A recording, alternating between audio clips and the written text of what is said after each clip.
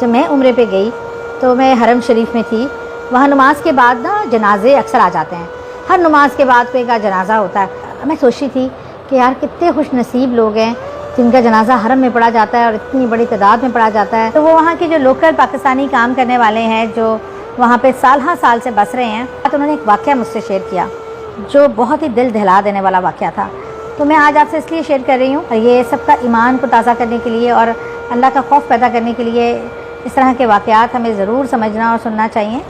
انہوں نے بیان کیا کہ یہاں کچھ سال پہلے بتایا مجھے کہ ایک شخص کا جنازہ آیا. ابھی حرم میں نہیں رکھا تھا, ابھی حرم کے باہر ہی وہ جنازہ اتارا تاکہ لوگ اکٹھے ہو جائیں, پھر اس کو اکٹھا کر کے اندر لے کے جائیں حرم میں نماز جنازہ کے لیے. اب جب لوگ اکٹھے ہوئے اور اندر جانے کی نیت سے جنازہ اٹھانے لگے تو جنازہ اتنا بھاری ہو گیا کہ اتنی زیادہ تعداد میں بھی لوگ جنازے کو ہلا نہیں پا رہے تھے, اٹھا نہیں پا رہے تھے. تو ماجرا سمجھ ہی نہیں آ رہا تھا کہ یہ کیا ہے. ہر حربہ استعمال کر لیا. تو جنازہ تھا کہ اٹھنے کا نام نہ لیتا تھا. حضرات اندر حرم شریف میں گئے اور وہاں خانہ کعبہ کے جو امام ہیں بتایا کہ یہ مسئلہ ہے کہ جنازہ ہلنے کا نام نہیں لے رہا, ہم اندر لانا چاہتے ہیں نماز جنازہ کے لیے, اور وہ چارپائی اتنی بھاری ہو گئی ہے کہ اتنے لوگ مل کے اٹھانا چاہتے ہیں تو نہیں اٹھا پاتے. انہوں نے فرمایا اس آدمی کا بیک گراؤنڈ کیا ہے, کہ کون ہے, کہاں سے آیا ہے. ان کی فیملی میں سے شاید کسی کو بلایا گیا. تو انہوں نے کہا کہ جی یہ شخص سعودیہ کا تو نہیں ہے, پر 40 سال سے سعودیہ میں رہ رہا ہے, یہاں بزنس ہے اس کا ٹھیک ٹھاک ویل آف. لیکن انہوں نے کہا تو مجھے بتاؤ کہ اس نے کتنے حج اور عمرے کیے. اس کے بیٹے نے بڑا شرمسار سا ہو کے کہا کہ میں آپ سے جھوٹ نہیں بول سکتا, انہوں نے 40 سال میں کبھی کوئی حج اور عمرہ نہیں کیا.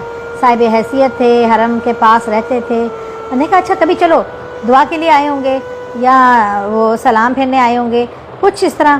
انہوں نے کہا نہیں, کبھی بھی انہوں نے نہ دعا کے لیے حاضری دی نہ سلام کرنے کے لیے.